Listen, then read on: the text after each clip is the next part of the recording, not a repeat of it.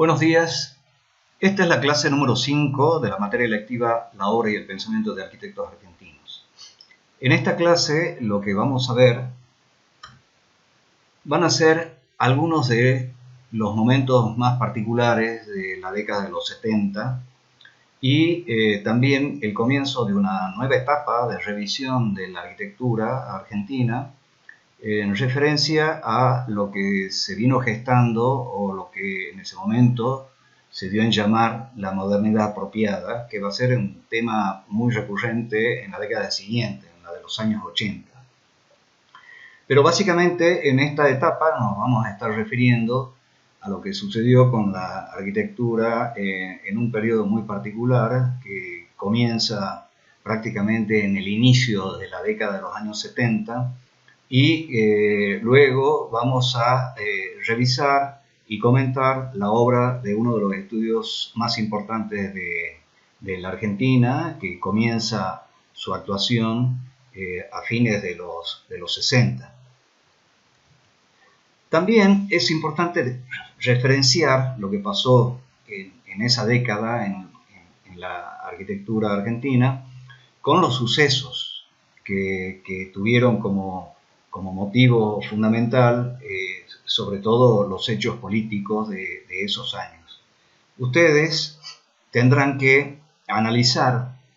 mucha de la bibliografía, sobre todo escrita desde fines de los años 80 y hasta el presente, que continuamente están referenciando los hechos más importantes que ocurrieron en esos 10 años que abarcan desde los 70 a los 80. Por eso es importante entender el presente, lo que vivimos hoy en nuestro país, en referencia a esos 10 años. Porque fueron años muy complicados, fueron años muy difíciles, en donde obviamente no estaba solamente presente los problemas que tenía la Argentina, sino que estaba también presente muchos de los problemas a nivel internacional, con un posicionamiento político de los bloques, del bloque soviético y por un lado, y luego Estados Unidos por el otro, ¿no? Entonces fue una década muy complicada, en donde obviamente a partir del año 73 al 76, que fue el regreso de Perón al poder, y que barrieron toda nuestra historia con hechos muy desgraciados, tanto de los movimientos de la izquierda como de la derecha. Y son movimientos que obviamente yo los invito a que ustedes los investiguen y preparen su propio juicio de valor. No vamos a hacer acá un posicionamiento específico de lo que pasó en esa década, pero sí es importante referenciarla para tenerla presente y continuamente analizar nuestro presente a partir de eso, ¿no? Creemos que el comienzo de los problemas que tiene hoy la Argentina aparentemente podrían llegar incluso a ser el comienzo de lo que hoy llamamos la grieta, ¿no? Entonces, los invito a que lean toda la bibliografía de distintos autores. Yo lo he citado a Marcelo Larraqui, un autor, un historiador muy joven, pero que tiene muchos datos muy interesantes para analizar en esa década. Luego, obviamente que tiene que ver también con ese momento político. En el 76 se produce el golpe, el inicio de una larga noche de una dictadura muy cruel, pero que fue el corolario de los 3 años anteriores. O sea que es conveniente analizar en perspectiva no únicamente lo que pasó en esa dictadura atroz, sino también lo que pasó antes. Cómo se dieron los hechos para que esa dictadura tenga una respuesta tan dramática a partir del año 76. Y en referencia a la arquitectura, también hay que tener presente que a partir del golpe del 66 del general Onganía, se produce el vaciamiento de muchas universidades en todo el país, y fundamentalmente la Universidad de Buenos Aires, quedan cesantes muchos profesores, y en el año, a los comienzos del 76, tal vez 77, se comienza a formar un grupo de arquitectos que van a tener destacada participación después en muchos estudios de arquitectura, que le comienzan a dar forma a una nueva visión sobre la enseñanza de la arquitectura. Todos ellos estaban expulsados de la universidad, y a partir de dos referentes muy importantes que fueron Jujo Solsona, que es este que está acá en la foto, y Tony Díaz, alrededor de ellos comienzan a nuclear un grupo muy interesante de jóvenes arquitectos en esos momentos, como Sandro Borghini, como Pancho Liernur, como Edgardo Minón, y forman de una manera rudimentaria lo que se llamó la escuelita. Ustedes pueden revisar el libro de la escuelita que está publicado y que está en nuestra biblioteca, y van a encontrar los dibujos y los proyectos que se hacían en esa escuelita. También los invito a que vean, ya está publicado en nuestra página de Facebook, este link que es de Plataforma Arquitectura, en donde a través del CEPAU, del Consejo Profesional de la Arquitectura y el Urbanismo de Buenos Aires, logran editar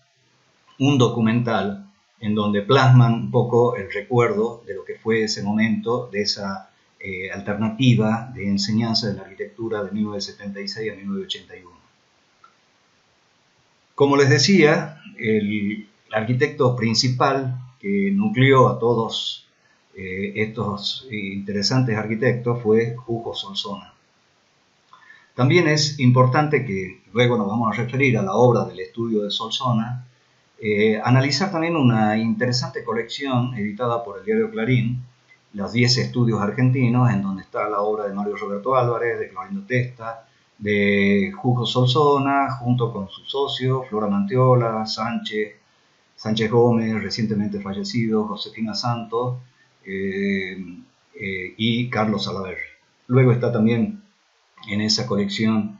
Miguel Ángel Roca, Baudisson, Elestar y Asociados, Gardicheschi y Cherny, el estudio de Antonini y Johnny Semborain, el estudio de Córdoba de Gramática, Morini, Pisani y Urtubey, el estudio de Cepra, de Diego Peralta Ramos, y el estudio Eisenson. Es interesante que lo puedan revisar a esa colección, porque ahí van a ver el desarrollo de muchas de las obras que tal vez en este dictado no las podamos abarcar a todas. Comencemos con la figura de Jujo Solsona. Jujo Solsona fue un destacado alumno de la Facultad de Arquitectura de Buenos Aires de la década de los 50, fue alumno directo de este arquitecto Vladimiro Acosta, un arquitecto de origen europeo que llega a nuestro país en la década de los 20, fines de los 20, tal vez 30, y desarrolla una actuación muy importante en nuestro país. Y Jujos fue alumno y luego docente de su taller. Luego participa en muchos concursos, hemos visto, creo lo hemos mencionado, en el concurso de la Biblioteca Nacional, donde saca el segundo premio, ya recién constituido su oficina, y a partir de los 70 va a tener ya un importante rol en el desarrollo de la arquitectura argentina. Acá están, en esta imagen del diario Clarín de Buenos Aires, el propio Jujo Solsona, está Flora Mantiola, Carlos Salaverry, Sánchez Gómez y Josefina Santos. Una de las obras muy renombradas del estudio de Solsona, la pueden revisar incluso también a su página web para ver el desarrollo que tienen sus proyectos, pero una de los proyectos de gran envergadura fue el de Argentina Televisora Color, que realizan durante la dictadura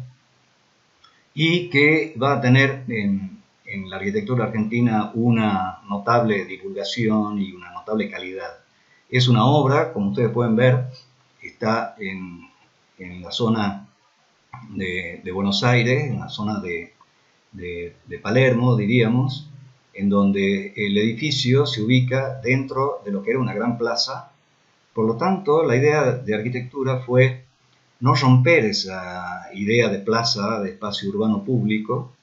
y crear una continuidad de esa plaza en la cubierta del edificio. Por lo tanto, es una cubierta inclinada, en donde se puede acceder, se puede caminar por la cubierta del edificio, y sobresalen estos cubículos que son los estudios de grabación del canal. En la planta después la pueden analizar cómo funciona la estructura circulatoria, es una interesante trama del edificio, pero que esa va a ser de alguna manera una posición que ellos van a tomar con respecto al desarrollo de otros proyectos muy interesantes a partir de una fuerte idea de partido. El partido arquitectónico va a ser una constante, diríamos, en la arquitectura en la Argentina para comenzar el desarrollo proyectual de muchos edificios a partir de una fuerte idea de ese partido arquitectónico. Pero también, a partir de la teoría de sistemas, ellos comienzan a desarrollar muchas ideas en conjuntos habitacionales, teniendo presente la separación de actividades, la aparición de los núcleos de servicio, también con una gran carga de relación con la arquitectura de Luis Kahn, en donde agrupaba los espacios servidos y dejaba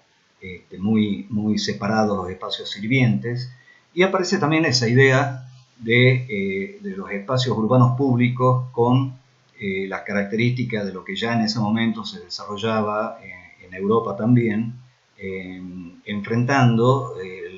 la masividad de los grandes conjuntos habitacionales que habían creado muchos problemas en Europa por la masividad, y que acá se trataba de fraccionarlos para crear espacios a escala de ese grupo de viviendas. Por lo tanto, esas ideas del estudio de Solsona fueron muy recurrentes en el desarrollo de muchos proyectos que se realizaron durante la década de los 70, como los famosos conjuntos FONAVI, que muchos de ellos fueron concursados, fueron concursos nacionales de proyectos, y fue también una época de crear estos conjuntos de alta densidad poblacional, ¿no? Este es un caso también de un conjunto que está al sur de la Argentina, en la Patagonia, en donde aparecen también esa idea de crear los espacios grupales que se puedan identificar, que los vecinos los puedan identificar, que la gente los pueda usar, que estén en una escala más cercana a lo vecinal. Fíjense que hay núcleos que son más pequeños y otras torres que están por detrás, que son la de mayor densidad. Y luego la red circulatoria, obviamente, trabando, uniendo en una especie de cuadrícula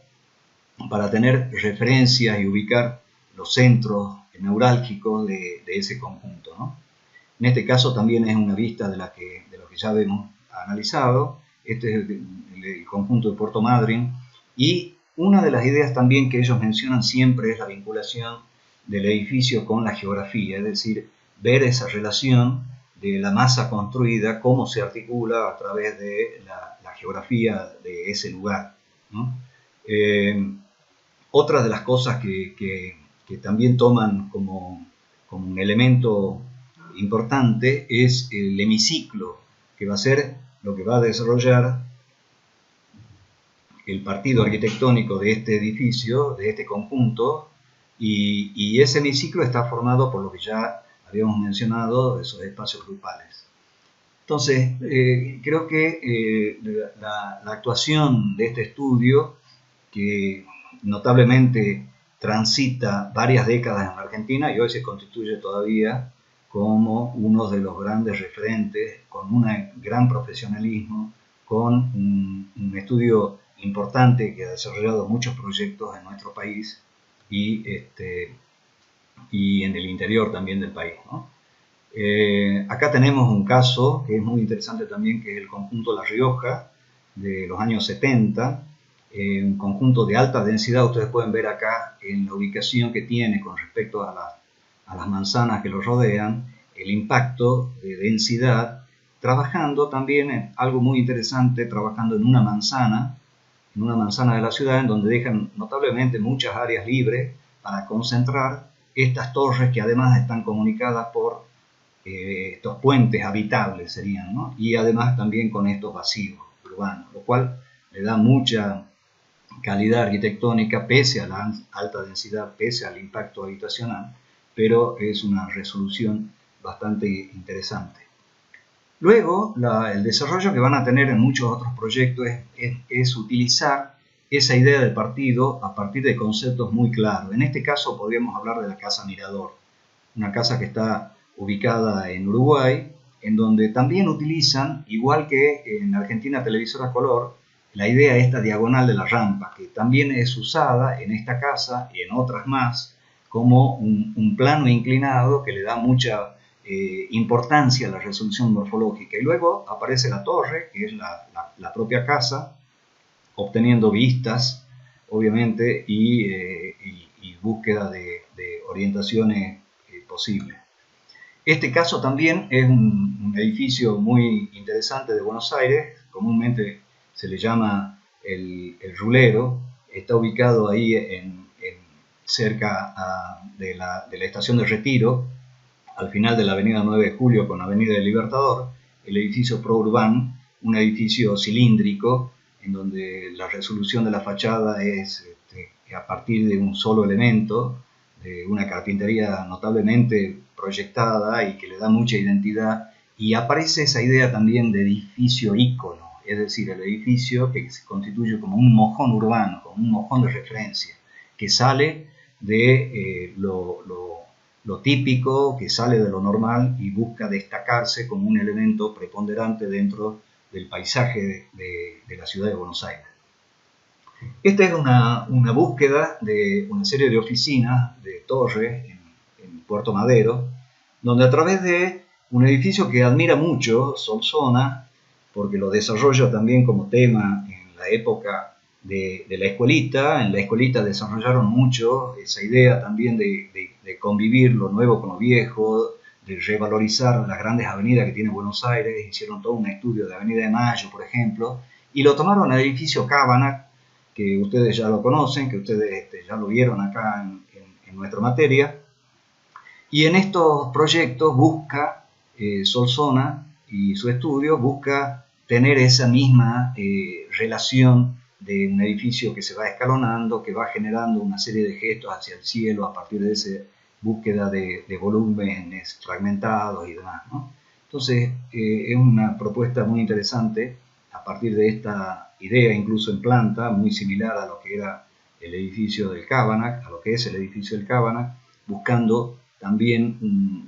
un eje de simetría y ordenando la composición. De alguna manera ellos también recuperan lo que había sido el academicismo, las leyes del academicismo, operar con los componentes arquitectónicos, el componer arquitectura a través de una serie de elementos, ¿no? Como era lo que se manejaba en la escuela del academicismo. Esta es la vista que tienen esos edificios, magníficamente dibujados a mano, buscando transparencia, buscando proporciones. Este caso es un proyecto que se ubica en nuestra ciudad, en Tucumán, es la Universidad la UNTA, en donde en las laderas del cerro se ubica su campus universitario, que es proyectado por César Pelli, y la documentación técnica es realizada íntegramente por el estudio de Solsona. En este proyecto aparece la documentación técnica, la documentación de obra, que es obviamente toda un compendio de saber construir y de saber cómo se realiza una documentación de obra eficazmente, ¿no? Nosotros hemos podido acceder a esa documentación de obra. La dirección técnica la hizo el estudio Atrio, del cual tenemos algunas particularidades de relaciones de trabajo y de amistad con varios de ellos, y hemos tenido el acceso, hemos visto sus planos, cómo están organizados y cómo están referenciados y demás, ¿no? Esa es la vista de la universidad. En este caso, el proyecto del edificio de la televisora en Chile, aparece también de nuevo esa idea de hemiciclo, ordenando ese conjunto a partir de una situación de contexto muy particular, en donde el contexto geográfico va a ser determinante para acomodar los diferentes estudios. Ya no es la trama como en Argentina Televisora Color, sino que en este caso puede haber una trama, pero esa trama responde a una geometría de tipo circular. Y también aparecen esas ideas de volúmenes que se van acomodando alrededor de esa curva, ¿no? Este es un interior de ese mismo edificio, siempre buscando las transparencias, las relaciones de interior y exterior, esa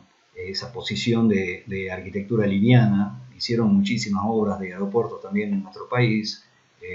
la remodelación del aeropuerto de Ezeiza, la remodelación de Aeroparque también. Este caso ya es una vivienda ubicada en Santiago del Estero. Esta es una vivienda que se hizo y la mostró en una conferencia la arquitecta Flora Mantiola, que nos visitó en Tucumán, y que surge de alguna manera similar a ese edificio, ¿no? Una serie de pabellones donde está la vivienda principal y los locales fueron, el programa fue segregado, fue separado y se fue articulando alrededor de este espacio central que está un gran árbol en su centro. Esta es la perspectiva de esa vivienda y la arquitecta Flora Mantiola, me parece que en algún momento conversé con ella y la verdad que es una arquitecta muy formada y creo que tenemos el apunte de su conferencia que luego lo podemos publicar en nuestra página. Bueno, luego nos vamos a enfocar en la clase número 6, que es la que viene a continuación, y ya nos veremos la semana que viene. Muchas gracias.